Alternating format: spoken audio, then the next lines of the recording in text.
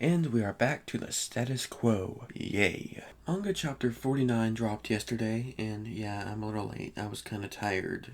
We pick up on Planet Namek with Amiris, Shako, and Eska, escaping the planet, because Maro's still sucking the life out of it. And during this escape, we learn some valuable information. We learn that Mori, the Grand Elder, named Eska his successor before he died. Which means that if Eska survives, in one Namekian year, they can rebuild Namek.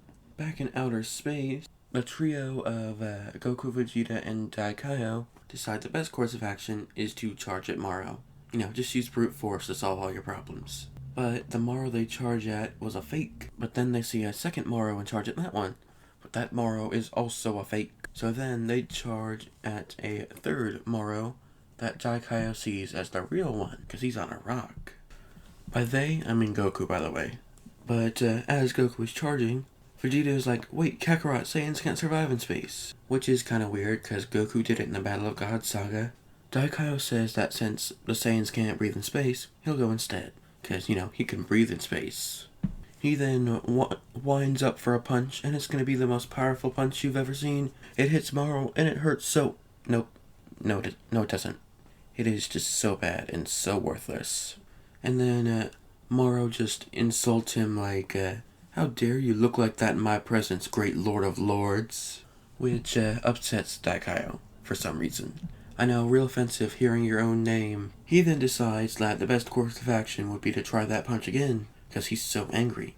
But he gets kicked down. We then cut back to the Galactic Patrol ship, just for a brief second so they can decide to help Goku and Vegeta. We then cut back to the interesting part of the chapter, with Daikaio and Maro fighting. And when I say fighting, I mean, Maro is whipping Daikaio so hard it isn't even funny. So yeah, Daikaio's trying everything in this fight, but after his meaningless attacks, Daikaio decides that he's gonna try and seal off Maro's magic. So he says to Maro, like, you better cease this behavior or I'm going to seal off all your magic. But Maro's like, I know you can't do that. Anyway, we then cut back to the ship, and on the ship, Amiris explains to Goku and Vegeta why exactly that Daikaio can't do the sealing technique anymore. He says that Daikaio lost the ability to perform this technique after Good and Evil Boo split off. Evil Boo inherited the sealing technique. We then cut back to Maro and Daikaio again, where Maro backhands Daikaio so hard that he remembers the final fight of the Boo saga. He of course sees when Goku was killing Kid Boo, and fully realizes what Amiris and Maro said earlier.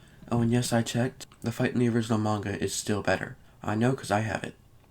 But then we cut back to the Galactic Patrol ship again, and Amiris comes up with a plan to make it so Goku and Vegeta can stop Maro. So his plan details him going out into space, challenging Maro, and having Daikaio do a thing. So he goes to enact this plan of his, and the fight he has with Maro is not as good as the fight Boo had with Maro in chapter 47, but I'm not going to spoil it, because it was a decent fight. I liked it, and you should go read it. Or wait a couple months until they eventually bring the anime back. It'll have to happen eventually. So after the fight, Daikaio grabs Maro, kind of like what Goku did to Raditz. Maybe it was referenced or traced. We then cut back to the Galactic Patrol ship one more time for a nice little joke, where Jocko's all like, oh, don't worry, Agent Amiris. Goku and Vegeta got it handled, because they're slightly stronger than me. Which was kind of funny. We cut back to Planet Namek, but before the fight can begin, Maro decides to remind them of something. When they're all like, we're gonna kill you now. Maro's like, don't you remember the third wish? And the manga chapter ends. This could mean that the wish that Maro got was for immortality, which seems most likely at this point what I'm going into the 50th chapter of Dragon Ball Super. But other than that, I have two theories I want to talk about before we end off for how they could defeat Maro. They could maybe send Daikaio off-world, because in an earlier chapter before the Universe Survival Arc, Dende reminded Goku of Oop, which means that maybe Daikaio could go back to Earth and read Oo's mind or something to relearn the sealing technique, which could be interesting.